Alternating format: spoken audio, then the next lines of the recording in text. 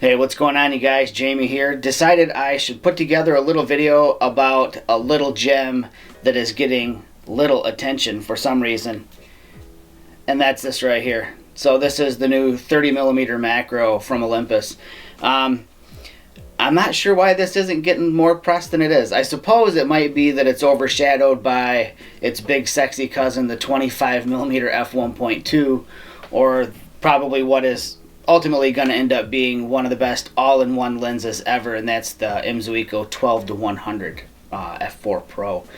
But this little guy right here, for some reason, just kind of getting overlooked by those other two in the lens lineup. So that's why I'm here to talk about this lens.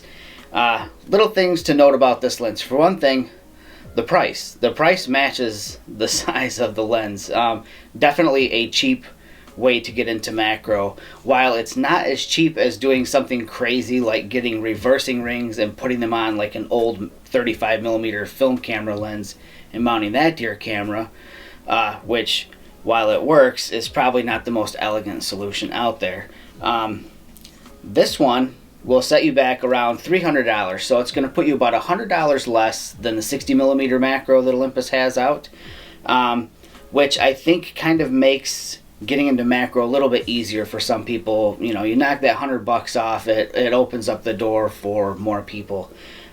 Wonderful lens, very sharp, 2.5x magnification. So what that means is that you're going to get larger than life macro photos. And speaking of photos, I'm going to share some of those with you guys here momentarily.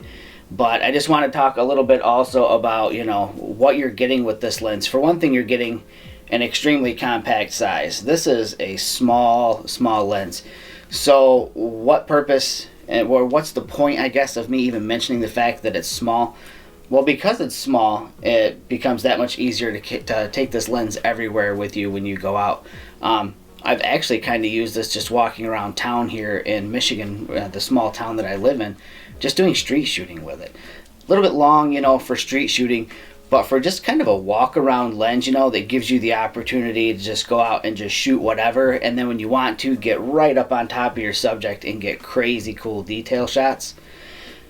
It's a good lens. Back here, for size comparison, I've got the 60mm macro.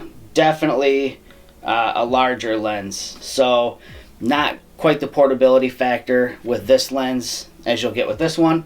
Also, this lens, you're looking at $100 or more for this lens. So again, for somebody who's really interested in just checking out the world of macro photography, I highly suggest this lens. Another good thing about this is that I think that the 30mm focal length, it kind of makes for a cool portrait lens. You know, it's you're going to be a little bit closer to your subject than you would be if you were shooting with, say, that gorgeous 75mm f1.8, or if you were shooting with, you know, like the 40-150, something like that. You're going to be a little bit closer using this lens, but so far some of the results I've gotten using this just for portrait type shots have actually been really outstanding. You will sacrifice weather sealing with this lens. That 60mm up there that I showed you is weather sealed. This one is not weather sealed, but I generally try not to go out shooting in the pouring down rain, laying on the ground shooting macros. If I had to, I guess I would pull that lens out, but for everyday shooting so far, great stuff. I was really hoping that I would get some fresh snowfall so that I could capture snowflake photos with this lens for you guys. So maybe by the time I get around to editing this video, I will have gotten that opportunity, because it has been ridiculously cold here in Michigan. Right now we're in the single digits. The wind chills are putting us at the -0 Fahrenheit temperature range. Not very fun for going out and chasing snowflakes, but rest assured, when I do get the opportunity to shoot snowflakes with this bad boy, I'm going to do that and post those online for you guys to see. So again, just a few little details. f3.5, 2.5x magnification, which means, again, larger than life macro reproduction. Good price point, $299. Really good way to get into macro for somebody who's looking for detail shots of like wedding rings, or if you're doing Actually, I've got an old timepiece that my great-grandfather bestowed to me, an old pocket watch from the late 1800s. I'm really excited to open up the back of that and get some macro shots using this, and of course the focus stacking in my EM1. So without further ado, let's just go through a few of the photos I've captured with this over the last couple of days. Hey, oh, don't forget, subscribe. I need those subscribers, okay? Talk to you guys later. Bye.